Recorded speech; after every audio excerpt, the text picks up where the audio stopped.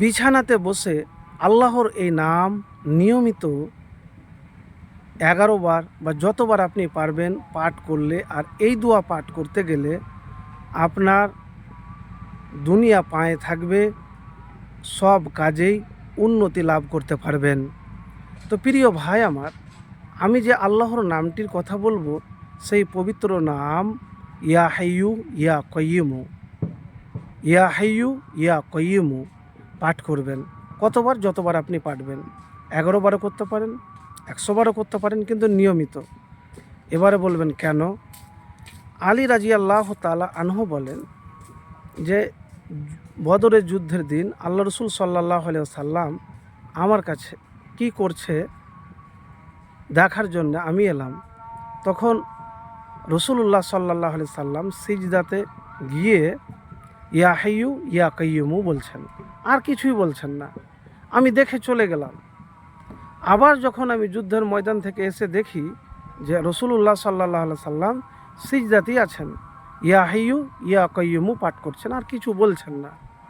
তারপরে আবার চলে গেলাম যুদ্ধের ময়দানে। ফের যুদ্ধের ময়দানে থেকে এসে দেখি যে রসুলুল্লাহ সাল্লাল্লাহু আলাইহি সাল্লাম সিজদাতে এই আল্লাহর নামটিই বলছেন, ইয়া হাইয়ু ইয়া কাইয়্যুমু, আর কিছু বলছেন না।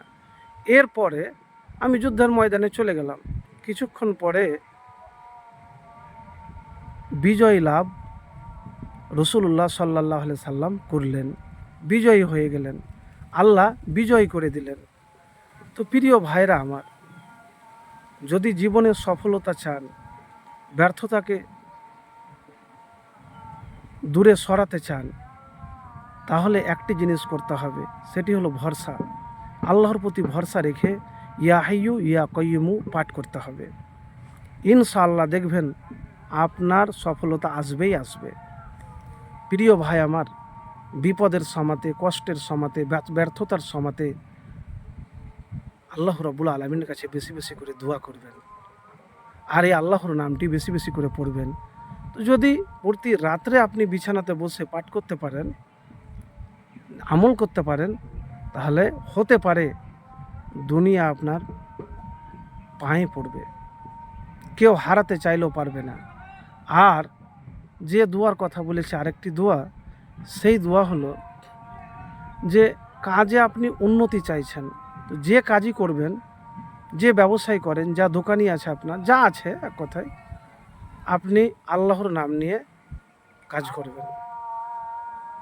সেই কাজে কোনো মানুষকে চিটারি বা ধোঁকা দিবেন না। আর একটি দোয়ার কথা বলবো, এই দোয়াটি পাঠ করবেন। কোন দোয়া? একবারে ছোট্ট দোয়া, কদারুল্লাহি ওয়ামা সা ফালা, কদারুল্লাহি ওয়ামা সা ফালা। আর আল্লাহ রাব্বুল আলামিনের কাছে বেশি বেশি করে আপনি দোয়া করবেন।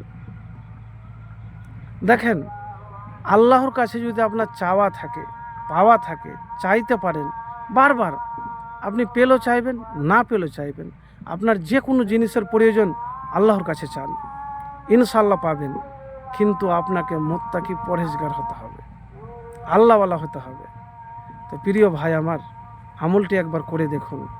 তো যখনই দোয়া করবেন, তো দুরূদ শরীফ পাঠ করতে ভুলবেন না। আমি প্রত্যেকটা ভিডিওতে বলি এই কারণে, হয়তো কোনোবার ছুটে যায় আমার, যে কারণ হলো দুরূদ শরীফ না পাঠ করলে দোয়া কবুল হবে না। তো প্রিয় ভাই আমার, দুরূদ শরীফ অবশ্যই একবার পাঠ করবেন। কোন দুরূদ? যে দুরূদ নামাজের মধ্যে পড়েন।